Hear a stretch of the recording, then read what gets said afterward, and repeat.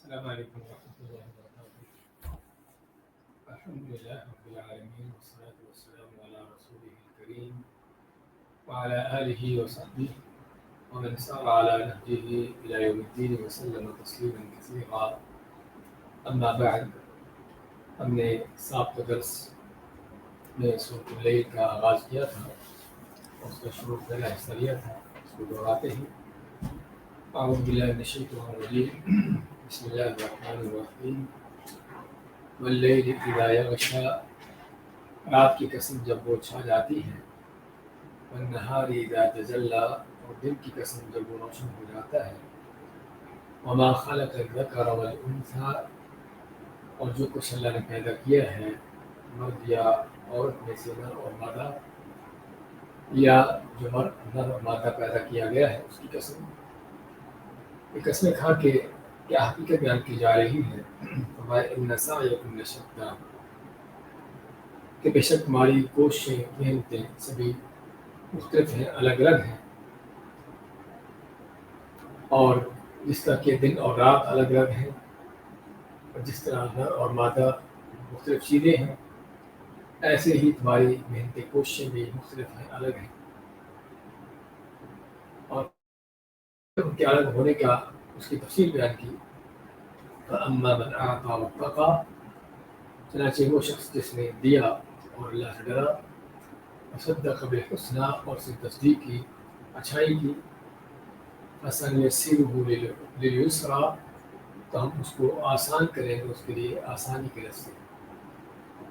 یہاں پر بیان ہوا تھا اس نے کیا دیا، جب قرآن نے اس کو محدود نہیں کیا کہ کیا دیا ہے، تو ہر وہ چیز جو اللہ کی راہ میں دی جا سکتی ہو، وہ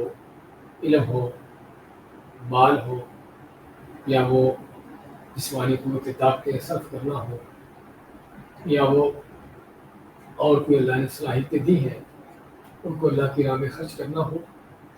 ہر وہ چیز جو اللہ کی راہ میں دی جا سکتی ہے اسے اس نے عطا کیا، اسے دیا اس نے، اور اللہ کا تقوی کی اختیار کرتے ہوئے اللہ کی نافرمانی سے بچتا رہا، اور اللہ تعالیٰ کے حکموں پر چلتا رہا، اور صدق بالحسنیٰ، اور اس نے تصدیق کی، اچھائی کی،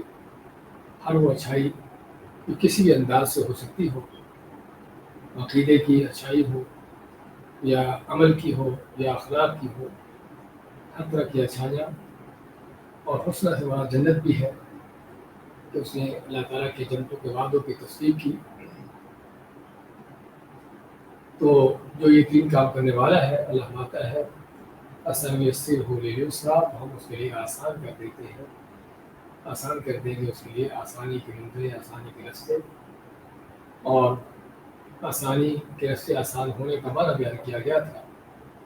کہ کس طرح سے اس کے لیے نیکی کرنا آسان ہو جاتی ہے، اور گناہ کرنا اس کو ناگوار لگتا ہے، اور اس کے لیے ناممکن ہو جاتا ہے، اور کس طرح جو ہے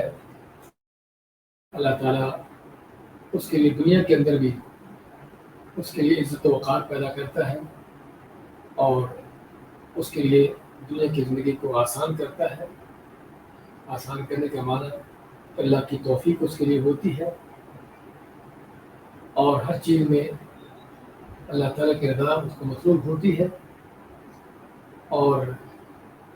حتیٰ کہ بندوں کے ہاں بھی اللہ تعالیٰ اس کی محبت ان کے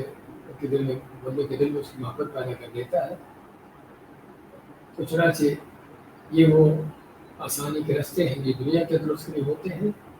اور پھر وہ نیکی تقویٰ کے راستے پر چل کر صحیح عقیدے کی منزل طے کرتا ہوا آخر جنتوں کو جا پہنچتا ہے۔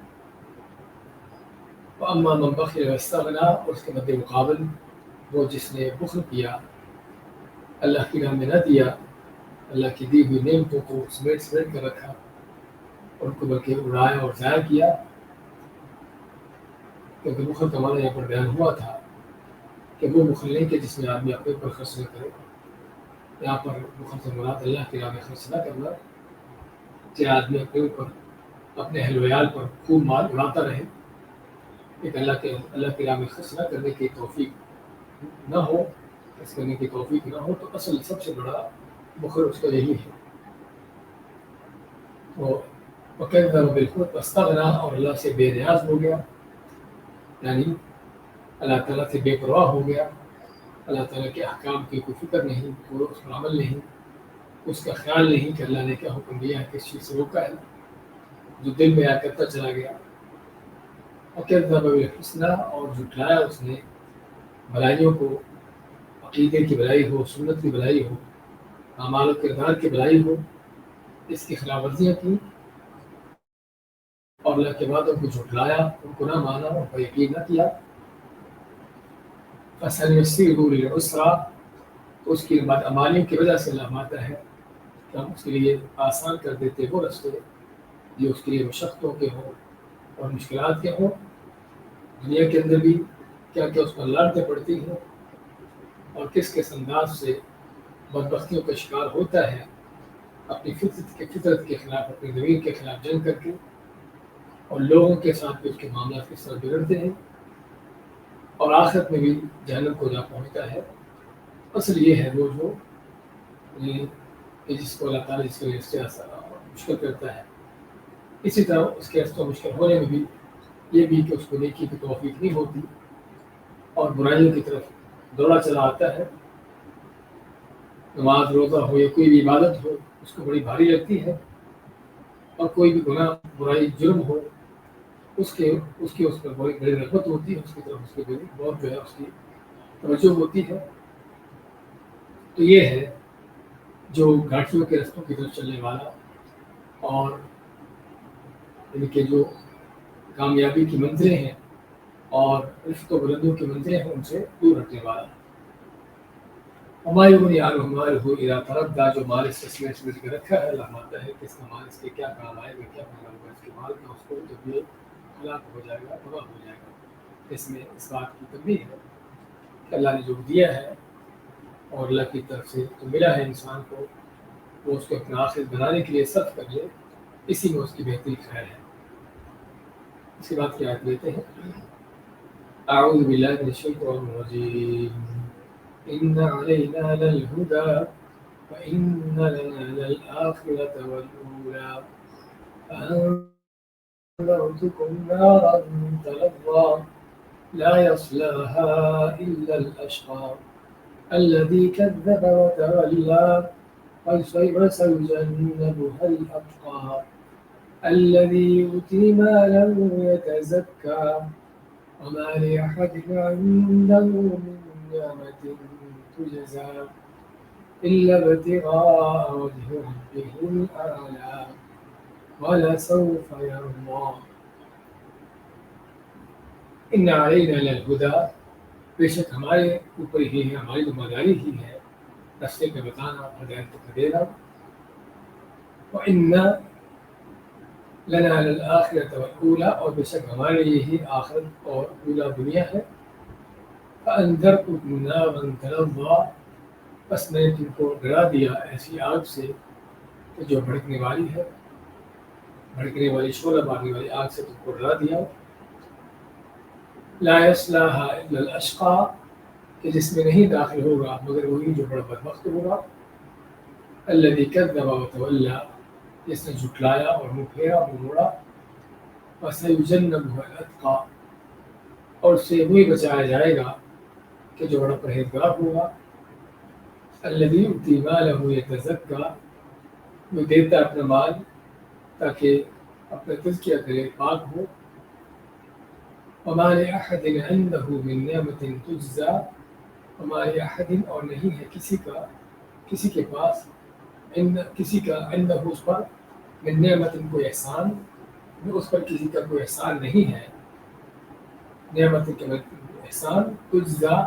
کہ جس کا بدلہ دیا جائے، یعنی جس کا بدلہ دینا اسے، الا ابتغاء وجه ربه الاعلى، مگر چاہتے ہوئے اپنے رب کا چہرہ جو اعلیٰ اونچا رب ہے، اس رب کا چہرہ چاہنے کا معنی اللہ کا دیدار کرنا۔ وَلَسَوْفَ يَرْضَىٰ، اور یقیناً ضرور یہ خوش ہوگا۔ سورۃ اللیل کی آیت نمبر 12 سے 21 تک کی تلاوت اور ترجمہ پیش کیا گیا ہے۔ میں اللہ تعالیٰ نے ان علینا للہدی، بے شک ہمارے اوپر یہ ہے ہدایت دینا، یعنی ہدایت دینے کی ذمہ داری اللہ مانتا ہے کہ بے شک ہماری ہی ہے اللہ تعالیٰ نے اپنے خالق و مالک ہونے کی حیثیت سے جو ہے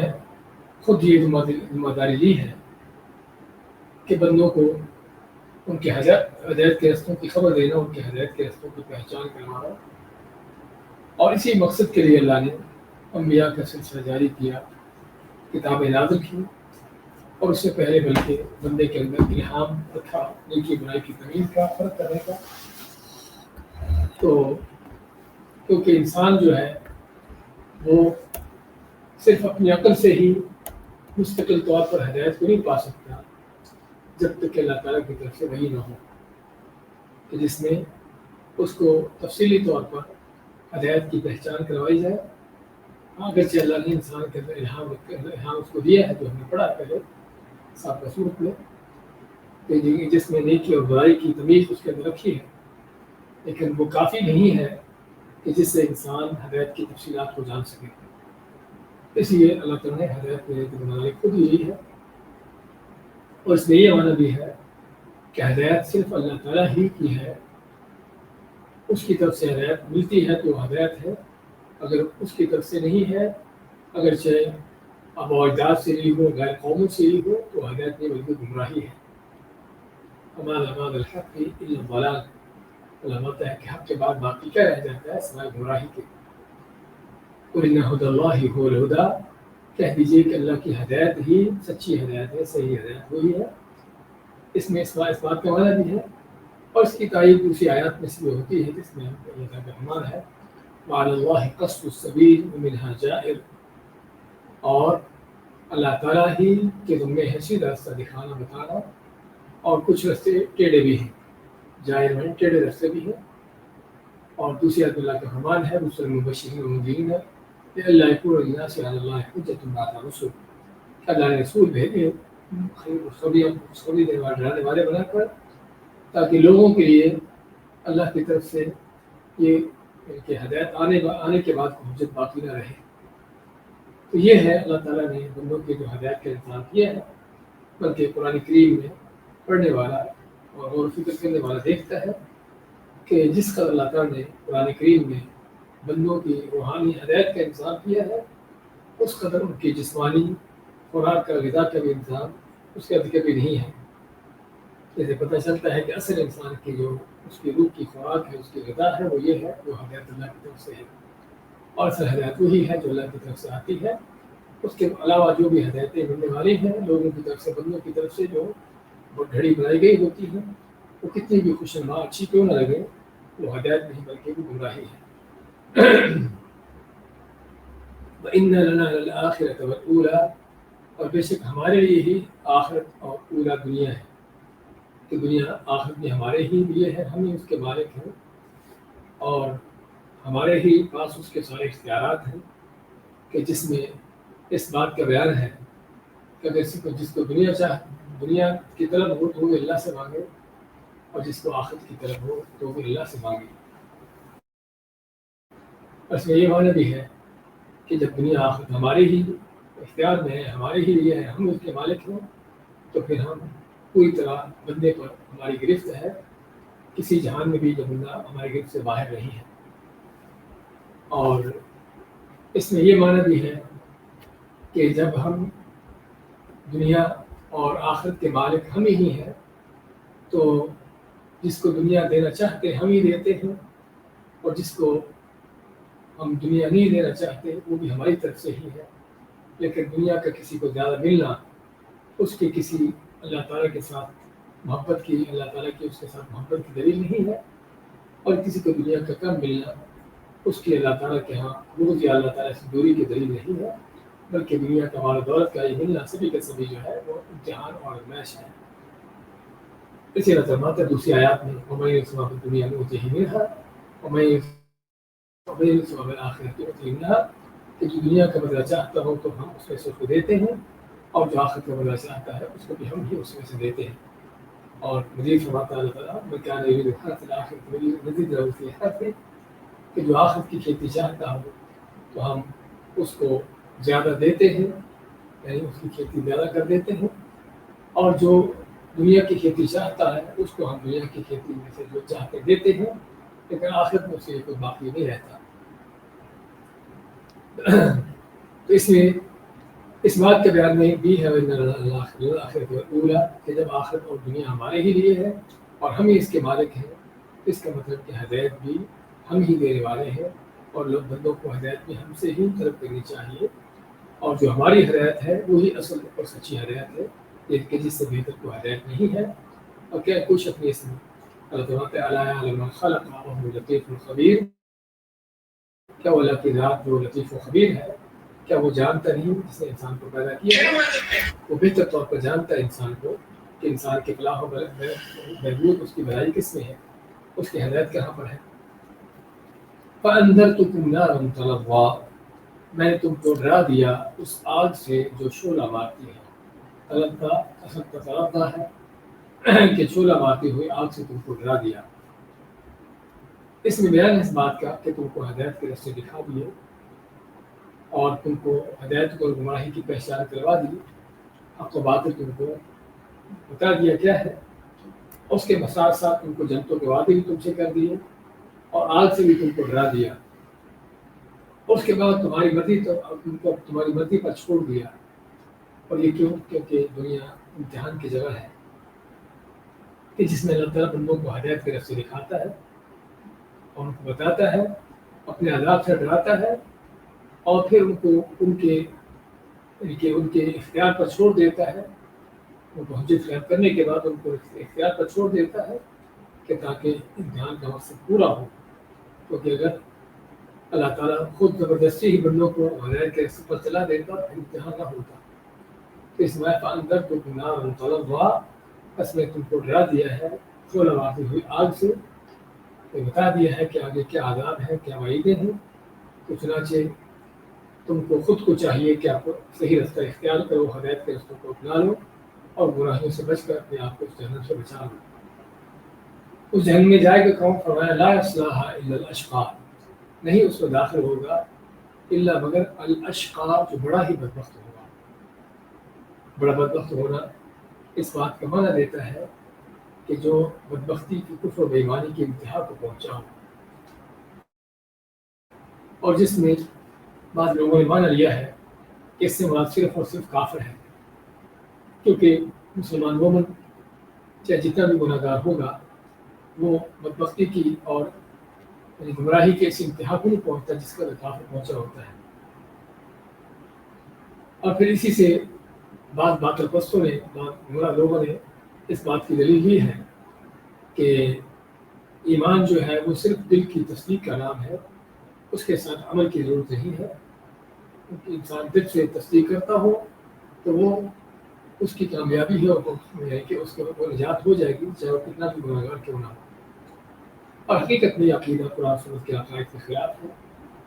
قرآن سنت میں جہاں پر کھلے کافروں کے لیے جہنم کے وعیدیں ہیں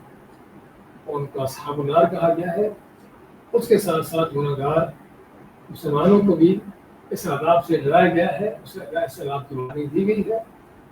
اور مسلمان گناہ گاروں کو اللہ کے عذاب سے ڈرانے کا مقصد یہی ہے کہ اگر تم اللہ کی نافرمانی سے نہیں بچو گے تو تم بھی اس جہنم میں جا سکتے ہو۔ اگرچہ اصل کافر اور کسی موحد مسلمان کا دونوں کا جہنم میں جانے کا معاملہ الگ الگ ہے، کہ کافر و مشرک جو ہمیشہ ہمیشہ جہنم میں رہنے والا ہے اور کبھی اس سے نکلنے والا ہے، لیکن گناہ گار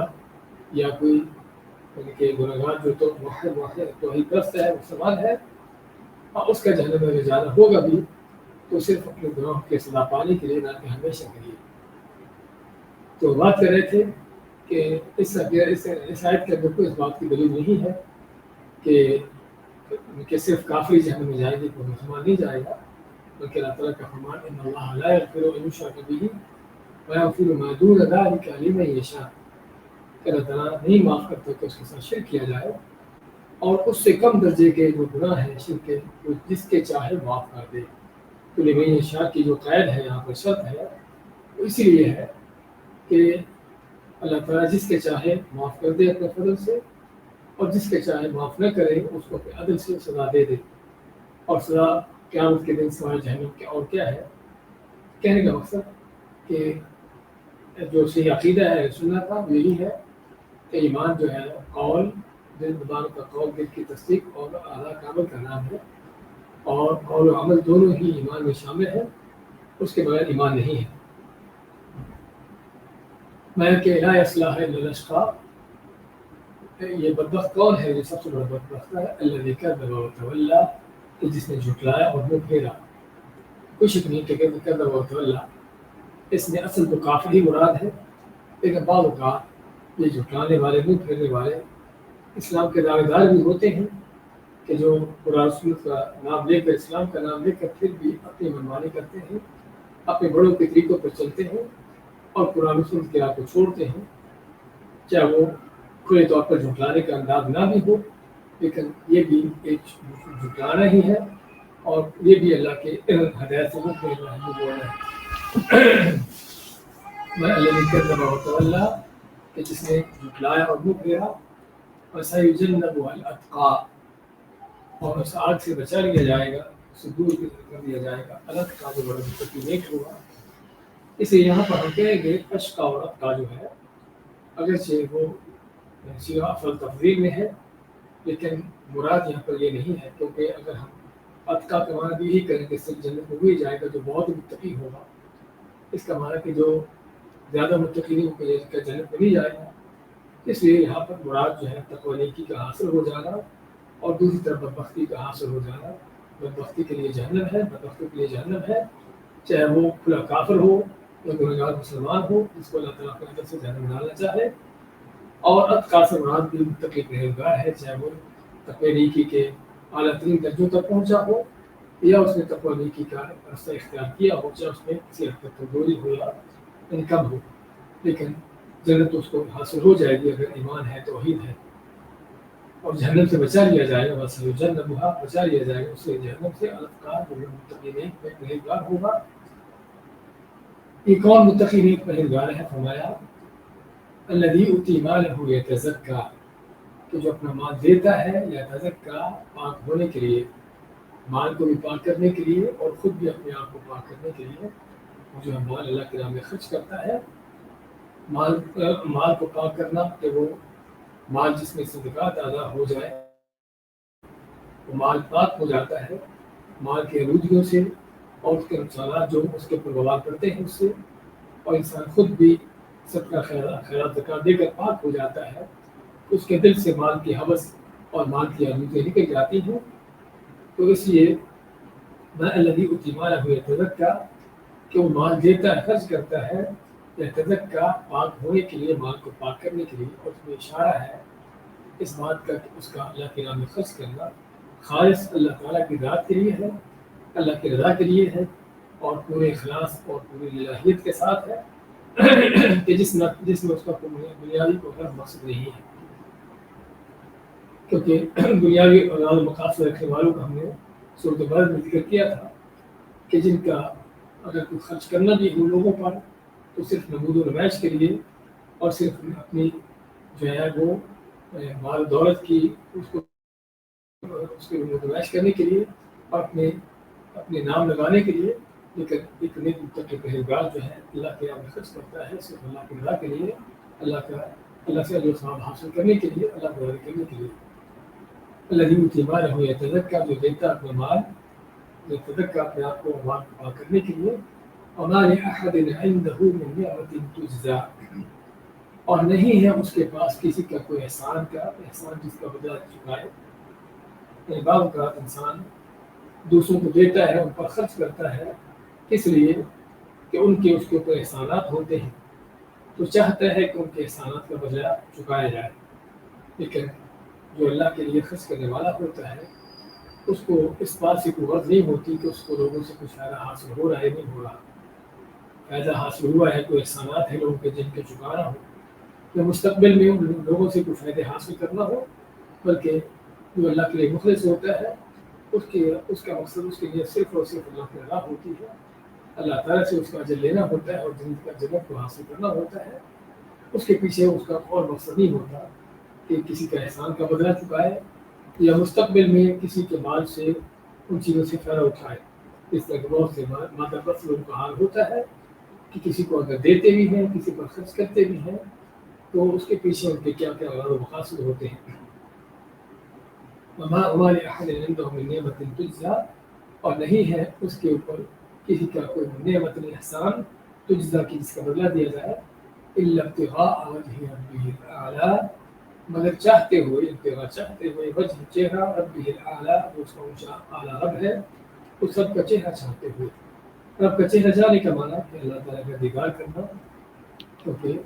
اللہ تعالیٰ کا دیدار والوں کے لیے سب سے بڑی نعمت ہوگی، اس لیے اللہ تعالیٰ کا دیدار کرنا ہی، اس کا چہرہ ڈھونڈنا ہی ایک مومن مسلمان کی اصل اس کی ہر مقصد ہوتا ہے، اس پر توجہ ہوتی ہے۔ وہ صرف اپنے رب کا چہرہ چاہتے ہوئے جو اعلیٰ مشارف ہے، یہاں پر اللہ تعالیٰ کی بلندی کا، اللہ تعالیٰ کے اعلیٰ ہونے کا بیان ہے، وہ اپنے شان و مقام کے لحاظ سے بھی اعلیٰ ہے اور اپنے مکان کے لحاظ سے، جگہ کے لحاظ سے بھی اعلیٰ اونچا ہے۔ وَلَسَوْفَ يَرْضَىٰ، اور ان قریب یہ راضی ہو جائے گا، خوش ہو جائے گا جب اللہ تعالیٰ کی طرف سے بے بہا انعامات پائے گا، جنتوں کو حاصل کرے گا، وہ جنتیں جو اس کے تصورات سے بالاتر ہے، تو اس وقت اس کی خوشی کی کوئی انتہا نہ ہوگی۔ اللہ تعالیٰ کی نعمت پانے کے بعد وہ خوش ہو جائے گا۔ اس میں بیان اس بات کا کہ اس کو اپنے اعمال کو اجر پانے کی کس طرح خوشی ہوگی، اور واقعی ہی اس کو یہ خوشی مل کے رہے گی۔ لام تاکید کے لیے ان آیات کے حوالے سے اگرچہ لفظ عام ہے اور اصل قرآن کا اصول یہی ہے، اس کو عام لفظ کے ساتھ ہی اس کا معنی کیا جاتا ہے، اس کو لیا جاتا ہے، لیکن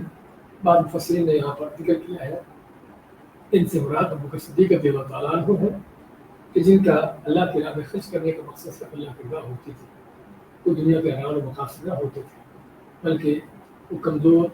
اور ناتواں قسم کے غلاموں کو، اس طرح کے لوگوں کو جو معاشرے کے غریب فقیر لوگ ہوتے تھے، ان کی مدد کرتے اپنے مال سے غلاموں کو خرید کر آزاد کر دیتے، اور ان کو کہا جاتا، ان کے باپ نے ان کو کہا کہ بیٹا تم ان غریب و فقیروں پر مال خرچ کرتے ہو، اگر کوئی ان کے مالدار لوگوں پر یا طاقتور لوگوں پر مال خرچ کرو جو تمہارے کام آئے، تمہارے دست و بازو بنے، تو صدیق باتیں ہیں کہ ابا جان مجھے صرف اللہ کی رضا چاہیے، میں اللہ کی خاطر یہ کر رہا ہوں، مجھے دنیا سے کچھ نہیں چاہیے۔ شک نہیں تو صدیق رضی اللہ تعالیٰ عنہ اس امت کے جو افضل ترین ہستی ہے، ان آیتوں کا سب سے بڑا مصداق اور سب سے پہلا مصداق وہی ہے، لیکن آیت عام ہونے کے اعتبار سے اس کے ناطے سے جو ہے ہر مسلمان جو اللہ کی رضا کے لیے کام کر رہا ہے ان سبھی کے لیے اللہ تعالیٰ کی طرف سے وعدہ ہے کہ جو یہاں پر بیان ہوا ہے۔ ہمارا کہنا چاہتا ہوں ان علینا للہدی، بے شک ہمارے اوپر ہی ہے ہدایت دینا، ہدایت کی ذمہ داری، اور ہماری ہی ہدایت ہے، اور ان لنا، اور بے شک ہمارے لیے ہے الآخرۃ الاولی، یقین آخرت اور اولی دنیا، یہ آخرت ہماری ہی ہے، ہم اس کے مالک ہیں، ہمارے اس پر اختیارات ہیں۔ فأنذرتکم نارا تلظی، پس میں تم کو ڈرا دیا ایسی آگ سے جو شعلہ مارنے والی ہے، لا یصلاها الا الاشقی، کہ جس آگ میں نہیں داخل ہوگا مگر وہی جو بڑا بدبخت ہوگا، الذی کذب وتولی، کہ جس نے جھٹلایا اور منہ پھیرا منہ موڑا، وسیجنبها الاتقی، اور یقیناً بچا لیا جائے گا اس سے جو بڑا متقی پرہیزگار ہوگا، الذی یؤتی مالہ یتزکی، جو دیتا اپنا مال پاک ہونے کے لیے، مال کو پاک کرنے کے لیے، وما لأحد، اور نہیں ہے کسی کا بھی عنده اس پر من نعمت کوئی احسان، تو اس ذات کے جسے بدلا دیا جائے، الا ابتغاء وجہ ربہ الاعلیٰ، سوائے تلاش کرتے ہوئے اپنے رب کا چہرہ جو اعلیٰ اونچا رب ہے، یعنی اپنے رب کا دیدار کرنا اور جنتوں کو حاصل کرنا، وَلَسَوْفَ يَرْضَىٰ، اور یقیناً ضرور یہ خوش ہو جائے گا، راضی ہو جائے گا جو اس انداز سے کام کرتا ہے۔